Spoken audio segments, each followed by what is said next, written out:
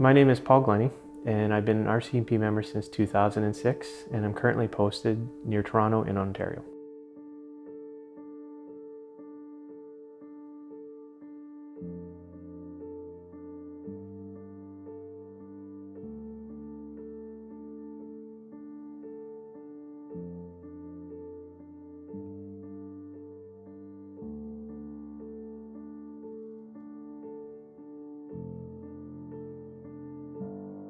You don't go to someone's house because they baked you a pie. You went because it's a bad day. And that plays a role over time, because sometimes it's something could be minor, sometimes it's pretty major. And you have to move on to the next item or next call. And there is a cumulative nature to that. It is definitely part of it. I noticed myself becoming emotionally numb, shutting things off and feeling nothing, like dead inside. Didn't really know how to put my finger on that, what that meant. I would get very jumpy at loud noises, and I didn't know that. When I went out in public, I always made sure I had a plan of where I was going to go, made sure I could see everybody.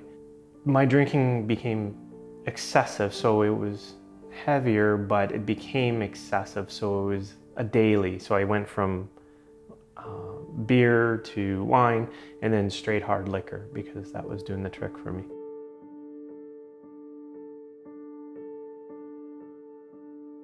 I asked for help for alcoholism and got arranged with an inpatient program, meaning I went and lived there for 2 months, and it was with 80 other people, and their almost overwhelming majority were not police.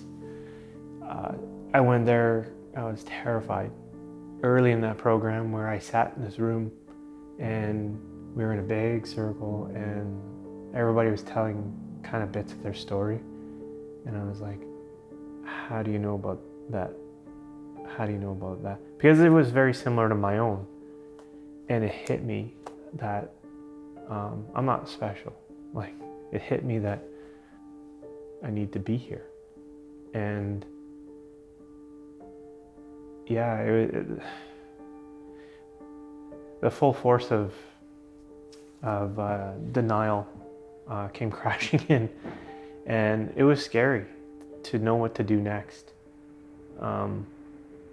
And the only thing I could go off of was the folks that were there, and we attended different meetings and stuff, and I heard a lot of the experiences. So I knew that you could get through it. I just didn't know how.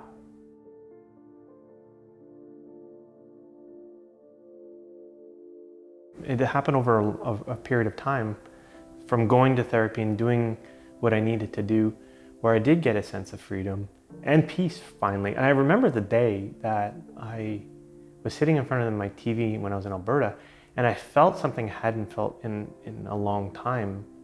And I know it sounds corny, but it was joy. And I hadn't felt that in years.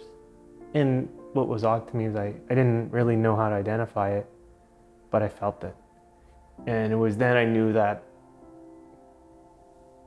a lot of the work was coming. And I wanted more of that. I wanted more of that peace. Wanted the noise to turn down.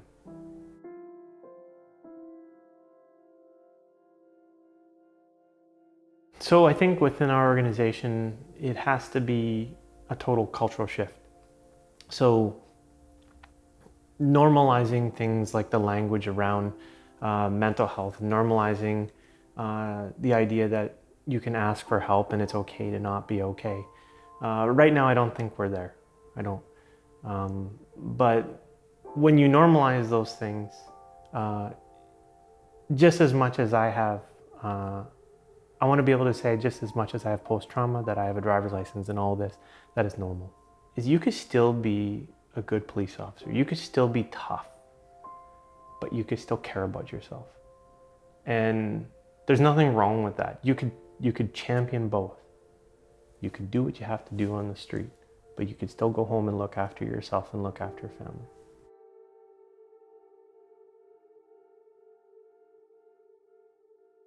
I'd like others to know that I get that it's hard, but there is another side to it. You can have peace, and you can have happiness, you can have wholeness in your life, and it is possible. It may seem bleak, it may seem hopeless, but it's possible.